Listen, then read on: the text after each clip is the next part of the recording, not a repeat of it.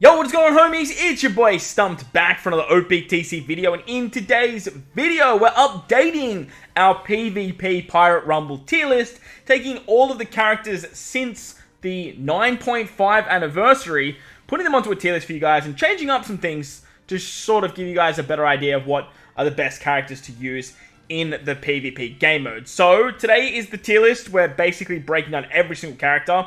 I will have a meta team guide out a little bit later down the line, as well as some my top 5 best teams. But let me know what you guys think in the comment section below. If you guys agree with me, if you disagree with me, let me know down below. As PvP, I really enjoy playing PvP. I think the Pirate Rumble game mode is a lot of fun. Grand Party is exceptionally fun in my eyes. Look, both game modes have their flaws, like most things do, but I do really enjoy both game modes. If you guys agree with me, let me know. If you disagree with me, let me know down below too. But while you're down there, don't forget to belt the like button, hit the subscribe button, do all that good stuff. With that said, let's dive into the tier list for the 10th anniversary of OPTC PvP.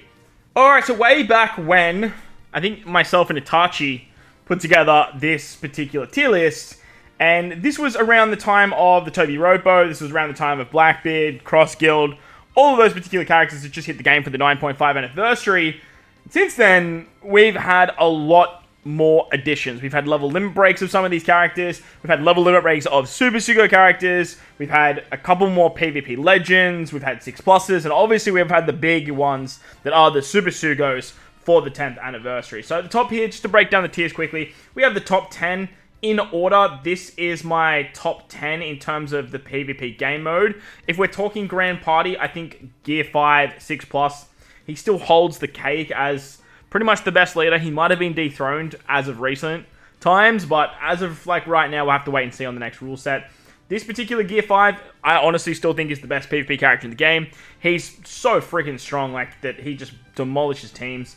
S-Hawk is absolutely exceptional. A 20 cost unit that does what he does is disgusting. We've got Roger and Whitebeard still fantastic on both Striker and on Slasher teams.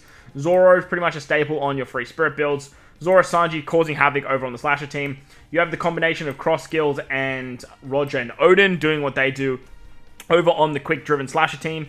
Nami Karina are exceptional on defensive builds, as well as the Cerebral Free Spirit Rainbow teams. And then you've got Blackbeard causing so much havoc over on the Strength team. Moving down, we've got the Godly tier. These are all fantastic characters, and you pretty much find these characters on some of the best builds for their respective teams. Whether it be a Strength team for characters like Kobe, whether it be a Quick team for characters like Kaido, whether it be demolishing stuff like Quick units for the Dex team that Blackbeard can provide. Then you have like your utility characters like Tesoro and Jack. Those characters sort of slide in on pretty much any team that you guys can put together for that particular run. As for the meta tier, these characters are all pretty like meta within their particular teams. They're not exactly the best characters to bring, but they're pretty meta when you are going up against something in particular. For example, Kuma, just a fantastic bench unit. Toki against stuff like Dex. Kainu going up against stuff like Strength, Free Spirit nerfing with the Cerebral team and whatnot as well. Grand Party monsters, these characters pretty much just shine in the Grand Party game mode. I think they're probably a little bit better than great, because you can use them for particular purposes. So I definitely wanted to showcase that particular tier. Then we've got down in the great tier, these particular units are all just like great options, or have like great units for teams, but don't have great teams.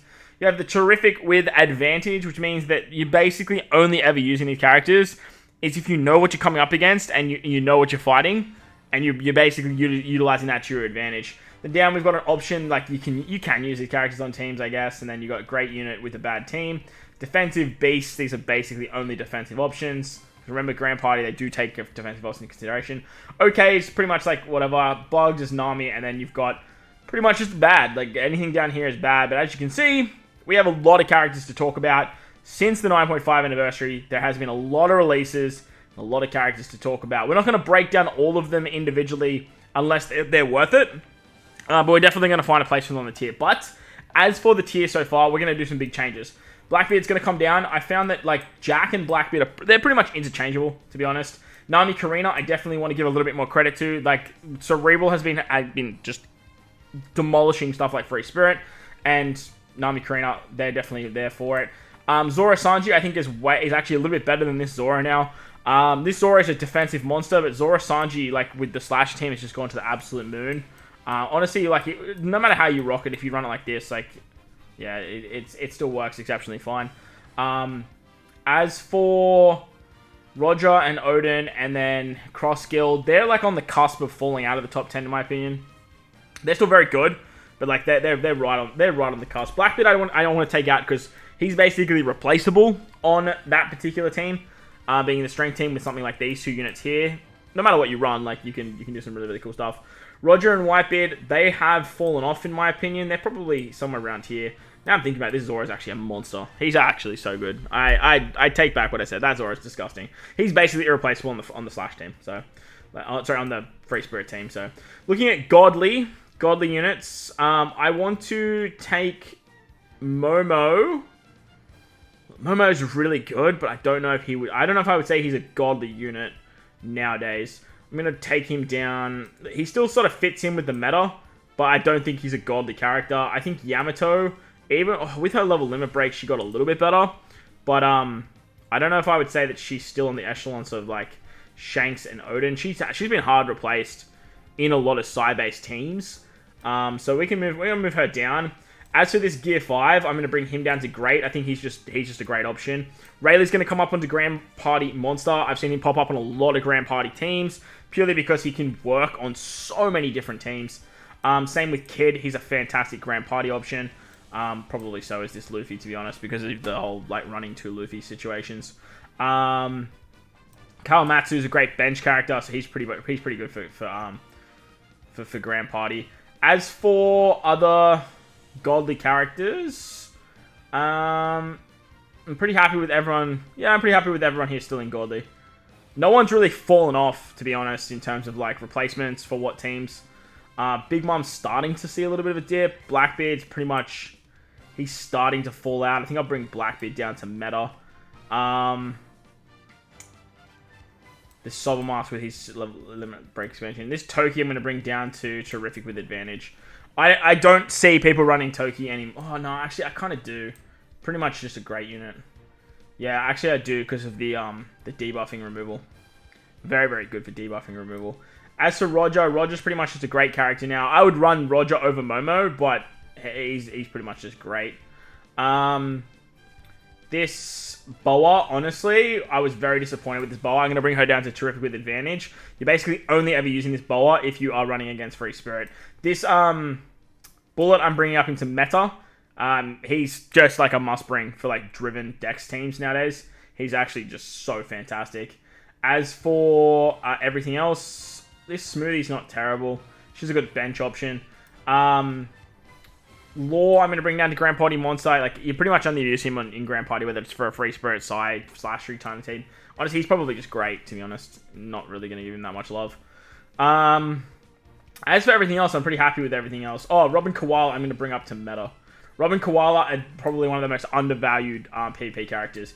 As for Burgess, I'm going to bring Burgess down to Great as well. I don't think Burgess is all that good. I definitely oversold Burgess. But Robin Koala, definitely one of the most underrated characters in PvP. Sasaki, he can come down to Great as well. I think Sasaki's definitely fallen off out of the meta tier. Sanderson, just got a level limit break. She can definitely stay here. Kanjuro's just great. Oh, look, I think Fuji's probably dropped off more than Kanjuro, actually. Kanjuro has the benefit of being a striker booster, where Fuji driven and just needs a lot of help, man. Driven needs a lot of help. As for Uta, I think Uta's definitely fallen off too. She's a very, very good unit, but, like, trying to build out Driven team has been very, very challenging lately. Just because Driven's actually so bad. Like, it's in a really, really bad spot.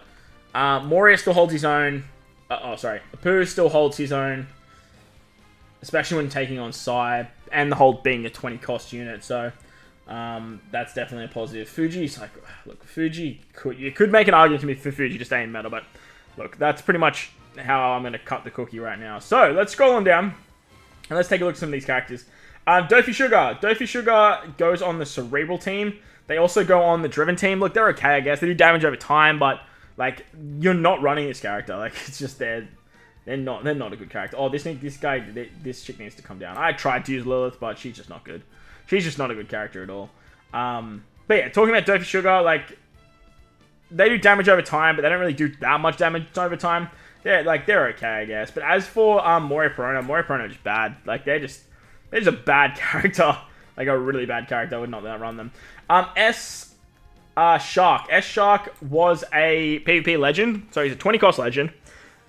Bit underwhelming, to be honest. If you compare him to the Hawk counterpart, Shark is trying to do what Zora does for the Free Spirit team, but he's trying to do it on a weird Dex fighter hybrid. And don't get me wrong, like, there are a lot of good Dex fighters, but it's just kind of not, like, it's not there. Like, it's just, it doesn't really hit the mark. But because he's a 20 cost unit, you can run him on the bench. He's a very, very good unit in terms of his tanking capabilities. But as soon as you throw in a team that can go through defensive effects that has, like, these types of characters floating around on it, like, it's over. It's game over. It's not even close. Thing is, though, he's not exactly, like, the must run on the Dex team, to be honest. Especially with characters like Pell and the whole powerhouse situation they've got going on, and, like, driven situation they've got going on with, like, these guys. But if you have S-Shark, you're probably going to try and find a spot for him on the bench. And with the whole, like, new Luffy being a fighter booster, you definitely can do some fun stuff with Dex fighters. Next, we've got Atlas. Atlas is fantastic. Atlas is a must-run if you guys are bringing int-based teams. Now, the thing with Atlas is Atlas buffs int and cerebral. And to get all of the benefits of Atlas, you need to have, like, 5 int characters and 5 cerebral characters. And if you do that, she hits, like, 5 times, so then she has an AoE attack, and then she has 1 attack that goes to defensive effects. It's very, very strong. And with the whole new Luffy and Bonnie situation, like, this particular unit is so freaking powerful. Like, so disgustingly strong. And honestly, there is a character I need to bring up. Pudding. Alright, so I went through all the trouble of, like, adding Pudding to the tier list, and then literally went back and just found her. Like, here she is right here, so, like, all my days. So, with this particular character, Alice, and with Luffy coming out and stuff like that, Pudding has become an absolute demon. So I want to bring Pudding up into meta, and another character being being a slasher and a cerebral int character. Another very meta-based character that has just made their way up the tier list as well. But, talking about Atlas, like, Atlas has to come on an int-based team. You just got to find a way to bring the cerebral characters, and, like I said, with Bonnie, with, like, a bench, you can use stuff like Inuyasuma, you can use Pudding being a cerebral character as well. You can easily find a way to bring the 5 cerebral characters in and have the other 5 int units as well. I was doing stuff with, like, Lilith and Vegapunk and those types of characters too, which obviously Atlas wants to be used alongside with, but she just works better with other characters. And having the damage output that she can provide, and then having, like, S-Hawk just, like, floating on the bench or floating in the front lines because he's that good, and then having, like, Luffy just buffing everyone, like, yeah, Atlas is disgustingly powerful. Like, just a ridiculously powerful character, and one that is just needed for damage output on the int-based team. As for Vegapunk, Vegapunk's actually pretty good. He's just not fantastic. Cerebral teams, they're just not there.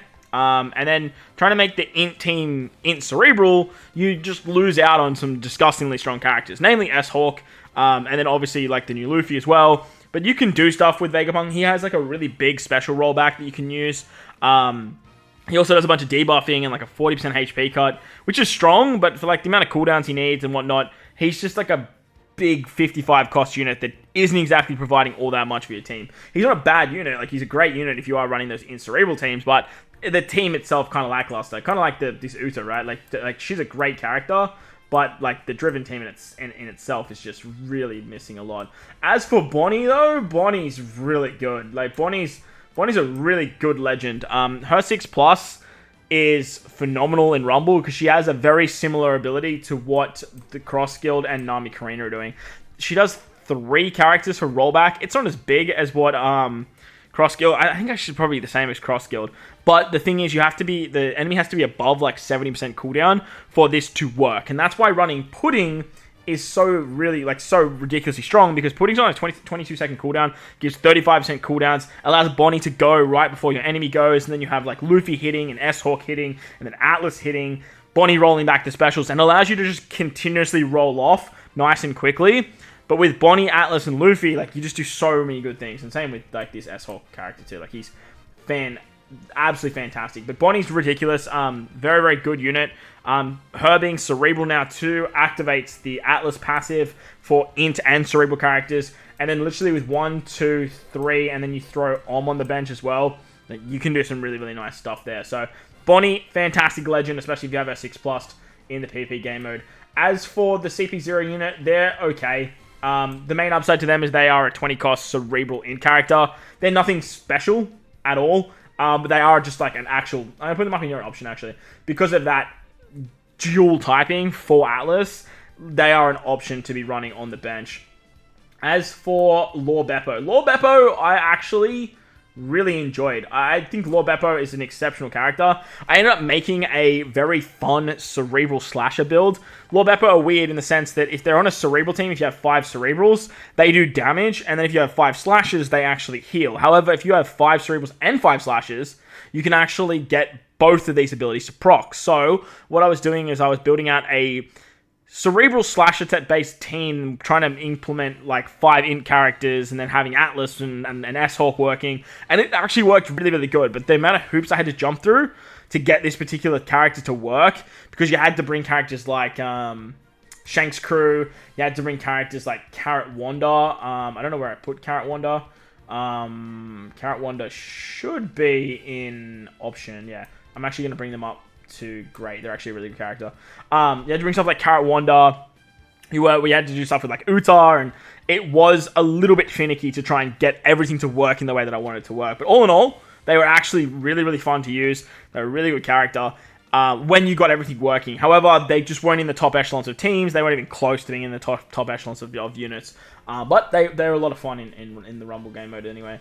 As for Kid Killer, they were just really good if you were going up against... I believe it was Powerhouse units. It might have been like Powerhouse or fighter characters. I can't remember. I know it's definitely Powerhouse units. They have a really good nerfing ability. They buff Powerhouse and Driven themselves. Both of those teams definitely need a lot of help. I was trying to do some stuff with like Int, because like S-Hawk is a Driven character.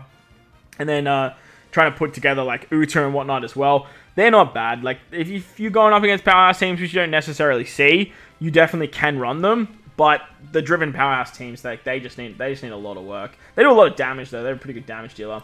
This Chopper kind of was a bit lackluster. The Vegapunk Chopper, very, very good bench option, to be honest. Honestly, like really, really good bench option.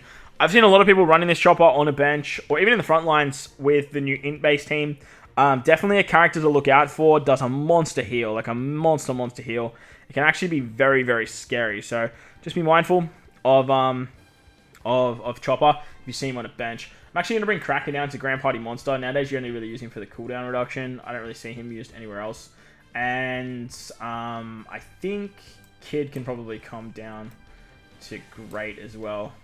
It sucks that Kid's not there anymore, but again, Driven are just not good, and Kid's kind of moved out of the int-based team.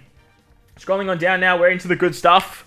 We're into the nitty-gritty, as I like to call it, of the 10th anniversary. And I'm going to start it off with Roger. I think Roger's the weakest of the 10th anniversary batch when it comes to talking about PvP units. I still think he's a meta character, though. Like, he's still very good for what he does on a team. I think that the 10-timer cooldown that he has, it's a bit of a meme, to be honest. For 10 seconds, he gives himself level 10 CD reduction, but he's on like a 38-second cooldown, and this doesn't really do all that much. He does a massive like 60% HP cut, which is great, but without getting cooldown reductions from characters like Pell and stuff like that, I don't even really know if Roger's going to be like a must-run character on the team. People were saying that he's going to replace Blackbeard for sure, but like for what Blackbeard's actually doing against stuff like Quick and Strength, I think Blackbeard's just better in my opinion. I much prefer to run Blackbeard, trying to do stuff with Driven and then utilizing like Bullet and Dofi and stuff like that,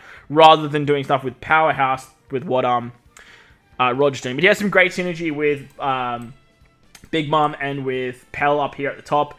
Decks still suck in my opinion. Like, they've been trying to buff decks. I think with the new Zoro, they probably will get a little bit more buffs. But yeah, at the moment, man, like it's unfortunate. Roger's just kind of not amazing. As for Ace, though, Ace is fantastic. Ace is definitely a godly character. The problem with Ace is, for him to work at all, you need to bring a Garp or a Luffy. Now, this doesn't seem to be that big of a problem, because obviously this Luffy exists, and this Luffy's still really, really good. However, he's falling off. He's falling off pretty quickly and pretty harshly as well. I wasn't actually running this Luffy anymore before Ace was released. I started running Luffy again to try and satisfy that condition. But the upside to Ace is you have a 20 cost PvP legend that is Garp. Garp kind of finds a way onto the bench of the Dex team nowadays. He's quite a solid option if you guys don't want to run Luffy. If you just want a 20 cost unit, you can just use Garp on the bench. And look, he's not a bad character. He just only buffs fighters. And lo and behold, this Ace is not a fighter. So you can't really get the benefits of Garp on the front lines alongside Ace. He's just kind of there to build the passive. However, like I said, you can still do stuff with this Luffy. His revive ability is still incredibly strong. Like, it's a very, very powerful ability. Just being able to revive any Dex unit once at 50% HP.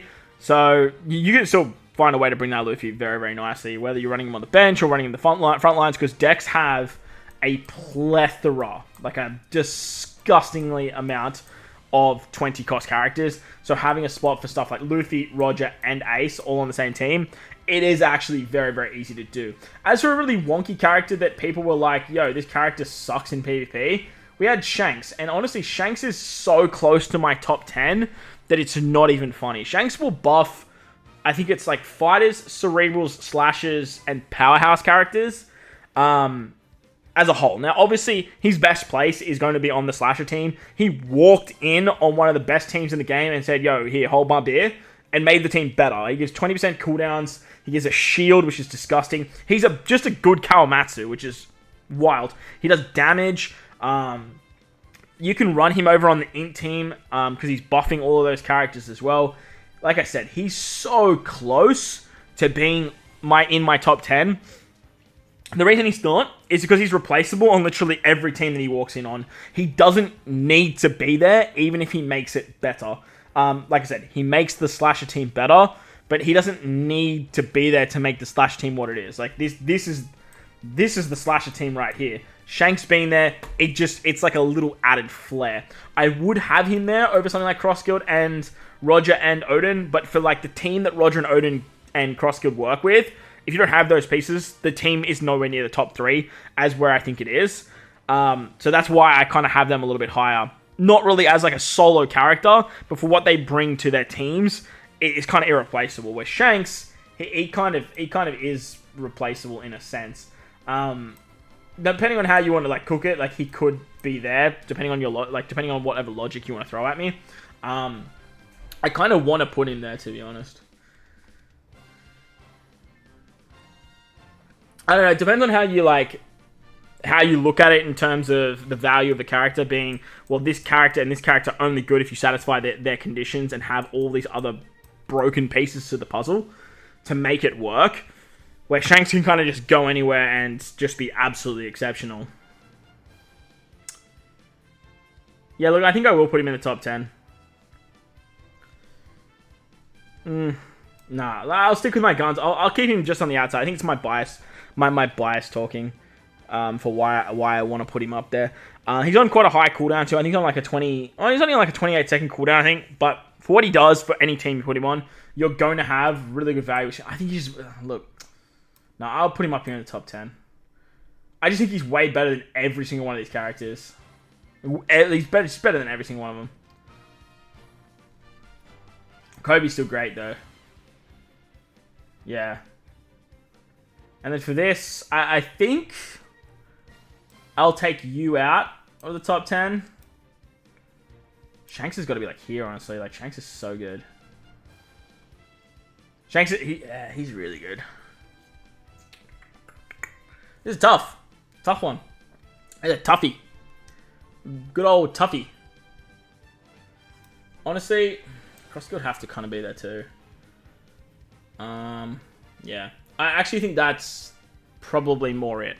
Yeah, I was going to put the next character in the top 10, but now the more I think about it, like, the team that Luffy is on, it's just not exactly where Shanks' teams are. Luffy is exceptional. He has one of the most broken abilities in PvP. He has an ability called Forced Out. And what Forced Out does is it knocks out 2 free spirit characters for 10 seconds. It only works on free spirit characters, though. And that's kind of been the drawing point to why I don't have him in the top 10.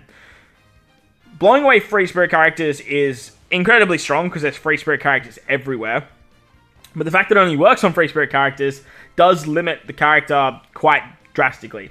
He has the ability to absolutely annihilate a team, but at the same time, he has the ability to do absolutely nothing at all. I think this character has become the best GP leader in the game. I've got to have him in the top 10 because of that, man. Who do I drop? Let me know in the comment section below who you guys think I should drop in terms of top 10 units and how powerful they look. Honestly, I'm going to do this. This is actually wild. Nami Karina are still fantastic, but like I only run them on defensive teams now. I actually only ever run them on defensive teams. Yeah, I can't. For the pure sake of how good this character is in Grand Party, like I want to put him up here somewhere. It's crazy to see the 3 Gear 5s all together. I'll put him here. And I'll drop Nami Karina purely because of their defense capabilities. Nami Karina I pretty much only use on defensive teams nowadays. And this is an offensive tier list. Where Luffy, the amount of free spirit characters that float around, like you could just see them all just floating around up the top here. With the amount of free spirit characters that are in the game, you can just use Luffy to bonk out 2 units, and then in Grand Party use his ability to bonk out 3 units, and if you kill the rest of the team while the Forced Out ability is in play, you win. It's wild. And if you use this Luffy makes the in-team good again. If you use this Luffy with S-Hawk and these characters here, and then bring like Pudding into the fray, you've got Chopper going, a whole bunch of cooldowns, and you just continuously pop off that special, you can just win the fight purely on Forced Out, which is just absolutely disgusting. So Luffy's a fantastic legend.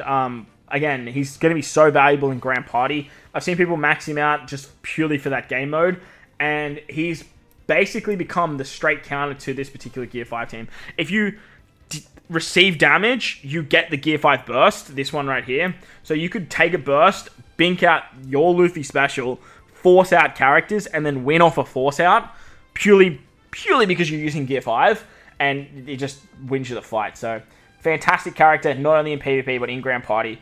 And look, yeah, I don't know what I was thinking, like going back and putting him in Godly. He has to be a top 5 legend, in PvP for that regard. So that's the anniversary characters in a nutshell. We did get a 6+, 2 6+s actually. We have the end of month batch, and then we have a bunch of free to play characters. This particular Luffy, he's an option purely because of Ace. I believe he's a 20 cost character. I want to say he's a 20 cost character, but he's only an option purely because of Ace. Next, we've got this Luffy. He's a great character, but the thing I don't like about this Luffy is they made him fighter-centric rather than keeping solely to his Dex abilities. He did get buffed in PvP, but if you're going to run him now, you either want to use Dex fighters, so like Garp and whatnot, or you want to use him on a fighter team, just on a solo fighter team with like Garp and Donjin Jiao and stuff like that. Problem is, with this guy being the best PvP unit in the game, I do not see a reason why you would use the 6+ Super Tandem Luffy over the Strength Gear 5 Luffy. It doesn't make any sense to me. Even though Strength Gear 5 only buffs Strength, you just run him as your damage dealer, have everyone else funnel into him, he buffs himself, you run Kobe, you run Jack, all of a sudden you have a Strength-centric team, and fighters going to the absolute wazoo. So, it's a shame, but it is what it is. I really wish they kept him being Dex focused, but at the end of the day, they didn't, and here we are. Moving on down now, we had Rob Lucci. Rob Lucci got buffed in Rumble, but he was always just an option anyway, and he still is an option for Dex.